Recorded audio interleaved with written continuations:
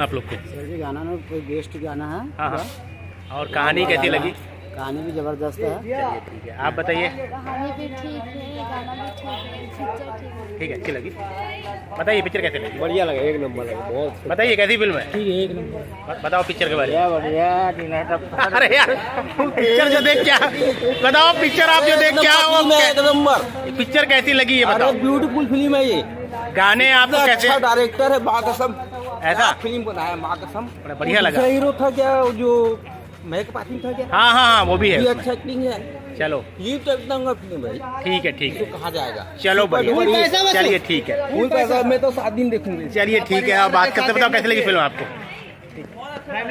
कैसी लगी फिल्म? बहुत बढ़िया। कहानी कैसी पसंद आई आपको? नई टाइप की कहानी है, बहुत बढ़िया। बताइए कैसी लगी? गाने वाने कैसे लगे? अच्छा लगा। पिक्चर कैसी लगी आपको?